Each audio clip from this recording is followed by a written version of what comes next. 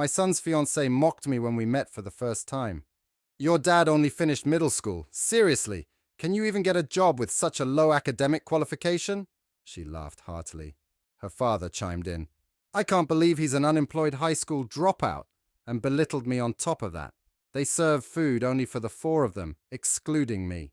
The fiancé's mother said with a big smile, I prepare meals only for my family. I'd never seen such ridiculous parenting during a meet and greet between two families. I decided to get back at the four rude people, including my son, and told them, say whatever you want, before storming out of the restaurant. My name is Robert Anderson. I just turned 58 this year, and I have a 24-year-old son named Daniel. But my relationship with my son is strained. He never sets foot in my house. I've often regretted how I raised him, as this is what led to the situation now. I lost my beloved wife when Daniel was still in elementary school. My wife had been frail since childhood, and she passed away at the young age of 43. At my wife's funeral, I didn't care about the judgmental looks of relatives. I paused like a little kid. Daniel was more composed, telling me, Dad, it's sad, but let's say our goodbyes to Mum. But my grief only lasted during the funeral. Back then, I was running a real estate business that I had inherited from my father. The day after my wife's funeral, I woke up to phone calls from clients. That's right, I had loyal clients to take care of, and I had to raise Daniel on my own. I snapped out of it with those phone calls and headed to my office. At the same time, I took part in school events and PTA meetings. I had to fill a role that my wife had been playing all by myself. There's no way my lousy self could juggle work and school events perfectly on my own. I quickly gave up and decided to close my business temporarily. I handed over my clients to another real estate agency so I could spend time with Daniel. But when I went to school, Daniel glared at me and said, Dad, I told you not to come. He even complained, don't tell anyone you're my dad, without saying whose parent I was or why I was at the school. I would be some stranger. Even today, I'm wearing a name tag that says Walker as I participate in PTA activities. I couldn't fathom why my son started giving me the cold shoulder all of a sudden, but it didn't take long for the penny to drop. Hey, isn't that your dad? What's he doing at school on a weekday? Does he have nothing better to do? My mom said. After your mom passed away, your dad became jobless, right? Daniel remained silent and looked down as his classmates taunted him. I quickly rushed over and told them, I'm just taking some time off work. It's like your summer or winter break. However, seizing this opportunity, my son was further ridiculed by his classmates. Your dad's just pretending to be on break. Your family's poor. I'll share my lunch bread with you, one of them said. Darn you, Dad. Your speaking to me just made me look even worse, Daniel said. He grew increasingly resentful as his classmates made fun of him. Despite knowing my son was being ridiculed, all I could do was look the other way. I can't remember how many times I shed tears alone because of how pathetic I felt. Soon enough, when my son Daniel entered middle school, he started hanging out with delinquents. He would sleep over at friends' houses and hang out at some gas station's parking lot until late at night. Back in the day, cell phones weren't ubiquitous, and it was rare for a middle schooler to have one. Daniel started coming home less and less, and I needed to figure out where he was and what he was doing. All I would do was apologize when I got calls from the school saying, there's been a complaint from a nearby gas station. Whenever I went to Daniel's school, Daniel and his rowdy classmates would call me names like good for nothing and bottom of the barrel while throwing empty cans at me. Daniel had become more violent since entering middle school, and I was scared to even talk to him, not knowing what he might do. I wish I had handled things better when he was still in elementary school, but what was the right way for a parent to deal with a child's bad behavior? I had no idea how to communicate with a teenager and was utterly baffled. He skipped school without care and even ran away during classes. His grades were rock bottom. At a parent-teacher conference, they told me that there was a private high school where even Daniel could get in, and I was relieved. I'm glad there was a high school he could go to. The environment and his classmates would all change, and maybe he'd calm down a bit after going to high school. Just as I hoped, after starting high school, Daniel began to take his classes seriously. He studied hard and started scoring above average on tests, and he even made it to college. But his disdain for me remained the same. Even after going to high school, he continued to bounce from one friend's house to another, never stopping by home. After getting into college, He started living alone in a dorm and paid his tuition by working part-time. He was living independently, which was commendable, but he was cold as ice towards me. Then out of the blue, when Daniel was about 24, which I hadn't seen in years, he called me. He calls me and says, "I've got someone I want to marry." Then he says, "Next Sunday at 2 p.m., we're meeting up at a fancy restaurant, so be there," and lets me know the plans he made without even asking about my availability. I'm like, hold on, this is too sudden. But when I got mad, he goes, "If you can't make it, don't bother," and hangs up the phone with his cold attitude. I had mixed feelings, but there's no denying he's my precious only son, so for his sake, I went to the fancy restaurant at the time he told me to. When I got to the restaurant, her folks were already there, and they were like, "Who are you?" They were rude, like out of nowhere. I was like, "You call me out of the blue and then ask who? Come on." But even though I was fuming, her folks just said, "No, we didn't call you." And they were just as cold as my son was. Now my son Daniel is standing there smirking fiercely. This guy, he's up to something. Still trying to figure out what's happening, I head inside the restaurant. There's no talk about Daniel or his partner Rebecca. Instead, I was the center of their attention, and they treated me like an intruder. Are you enjoying the story so far? Please show your support by liking and subscribing to our channel. Now, let's dive back into the story. Then Daniel starts going off like, "This guy here, he dropped out of high school and worked. But after Mom passed, he's just been loafing around," telling Rebecca and her folks. I'm like, hey, this ain't the time or place. But he isn't having any of it. Then, to top it all off, Rebecca bursts out laughing. For real? Can a person even get hired with just a middle school education? And Rebecca's dad is all, wow, raised by a high school dropout and layabout, but you are here with a college degree and a job at a big company. You took your old man as what not to be, huh?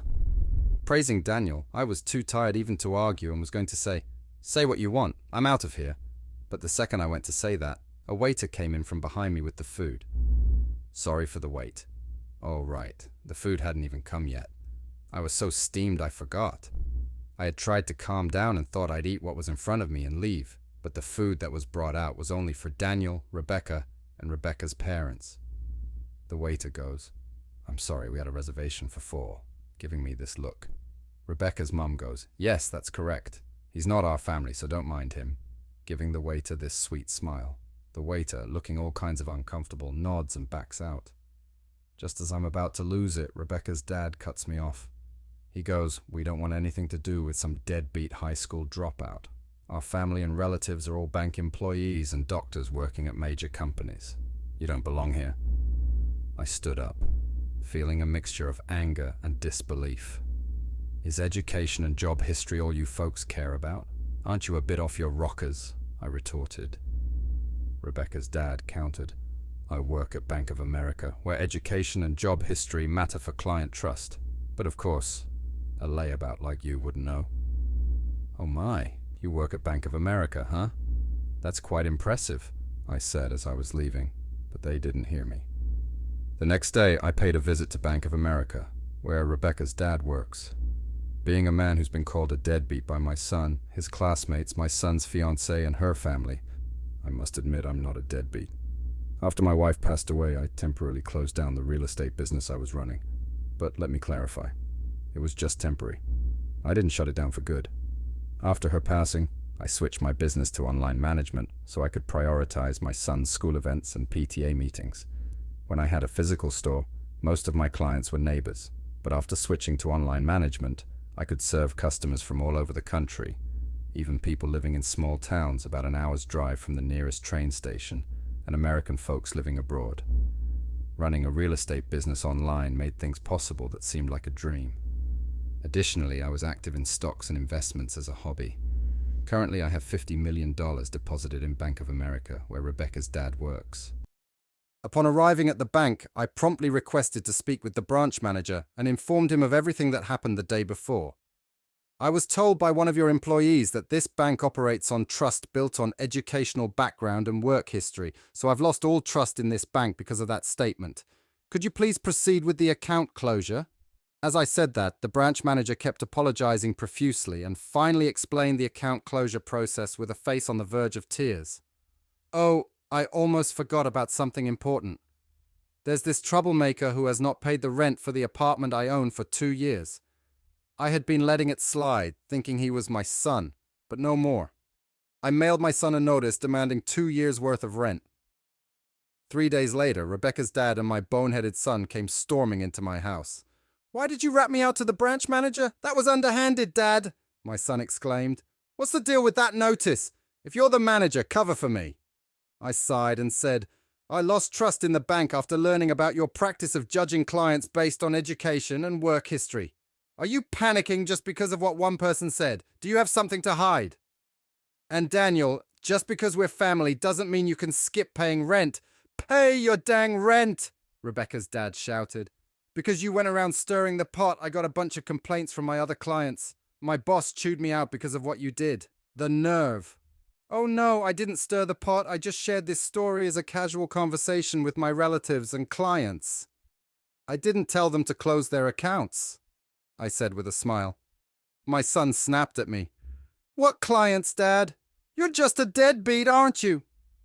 "You think a deadbeat could afford to build a huge house like this in such a prime location and still maintain this lifestyle?" "I even did some renovations recently," I replied. My son made a baffled face and said, "Huh, what's that?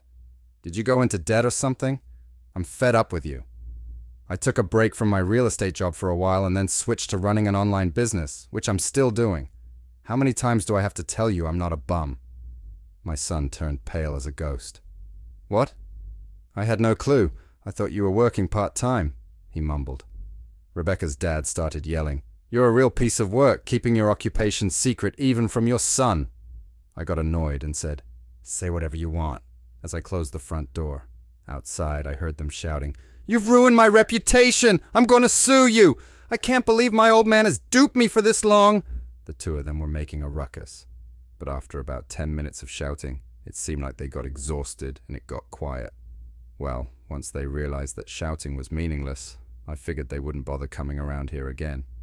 I let out a sigh of relief and went to make myself a cup of coffee. Just then, I heard my son's voice outside again. "You big fat liar," he yelled. "What are you still doing here?" I said as I looked out the window to see Rebecca's dad and my son spray painting my front door. "You've got to be kidding me. What are they up to?" Just as I was about to go outside and give them a piece of my mind, I heard a police siren getting closer. Could it be that someone in the neighborhood called the cops? My hunch was right on the money. When I went outside, the two of them were being detained by the police, who showed up because of a neighbor's complaint. "Ah, there he is, that big fat liar," they shouted as the police calmly loaded them into the patrol car, saying, all right, we'll take it from here." One of the officers, who seemed to have just noticed me, approached me with a strangely cheerful expression. "Sir, would you please come with us to give your statement?" "Why me?" I asked, but I guess I'm the victim here. I'm going to spill the beans on all their shenanigans. When we got to the police station, I showed the cops a video from my phone. It was footage from the security camera I installed at my front door, which had recorded all the yelling and antics. "What a great piece of evidence!" the officer exclaimed with a sparkle in his eye. My questioning was over in an instant. The police gave my son and Rebecca's dad a stern warning, and they had to sign a restraining order to keep their distance from me. It turns out the whole neighborhood had witnessed their crazy behavior. One of my son's co-workers who lives nearby had been blabbering about it at the office. "Hey, you won't believe it, but Daniel was caught spray painting his own father's house and got hauled off by the cops." I was so shocked. I recorded the whole thing. My son became the talk of the town at his workplace and with clients, and his boss ended up demoting him. I went to report the incident to Bank of America again, where Rebecca's dad worked. When I showed the manager the security camera footage on my phone, his face turned white as a sheet. I heard that Rebecca's dad finally got fired, and naturally she called off the engagement with Daniel. Daniel and Rebecca's family both fled far away to a rural area. Rebecca's parents even came to work part-time at the gas station in the sticks run by my brother. They couldn't get the hang of stocking shelves, no matter how many times I showed them. I had to give them the boot, pronto. Word has it that the nearby gas stations and farms did the same. According to my brother, it seems Rebecca's parents can't land a steady job, and they're bouncing from one gig to another as a couple. Furthermore, I heard that Rebecca showered her boyfriend and friends, including my son, with high-end gifts like watches, and she was in debt because of that. The little money her parents make from their part-time jobs goes straight into paying off their daughter's debts, and it's a mystery how they're making ends meet. It's been 5 years since then, and my son is now 30. He's changed for the better after being treated with kindness by folks in the small town he moved to. He came to me a couple of times and apologized sincerely. I was naive and immature. I didn't even try to understand your job and just labeled you as a good-for-nothing. I can't apologize enough for how much I regret it. Seeing the change in my son's attitude, I decided to let him move in with me. Now he's working at a company near my place, and little by little he's helping me out with my work too. But don't get me wrong, he's still wet behind the ears, and I don't trust him completely. I'm hesitant to hand over all my work to him, but I'm going to observe his behavior and attitude toward work and make decisions accordingly. If he proves he's turned his life around, I might consider handing over the reign of my business, I thought to myself.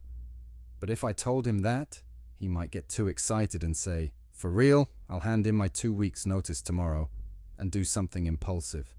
I'm living with my son, holding on to the hope that one day I'll feel confident enough to trust him with everything. Let's conclude the story shortly.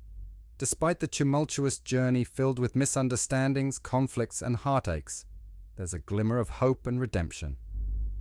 My son, Daniel, once estranged and resentful, has begun to mend the fractured bond between us. His sincere apologies and newfound dedication to understanding my perspective have softened the hardened edges of our relationship. As he settles into a new chapter of his life, working alongside me and gradually earning my trust, I can't help but feel a sense of cautious optimism. Perhaps in time, the wounds of the past will heal completely, replaced by a stronger, more resilient connection between father and son. Meanwhile, Rebecca's family's abrupt departure from our lives poignantly reminds us of the consequences of judgment and deception. Their misguided actions led to their downfall, highlighting the importance of integrity and empathy in our interactions with others. In the end, amidst the chaos and turmoil, there's a quiet reassurance that with patience, understanding, and a willingness to forgive, even the most fractured relationships can find healing and redemption. And as I look towards the future, I do so with renewed hope and the belief that our family's story is far from over. Thanks for watching. How did you find the story? Let me know in the comments below. Don't forget to like this video and subscribe to our channel for more awesome stories like this. Your feedback and support mean a lot.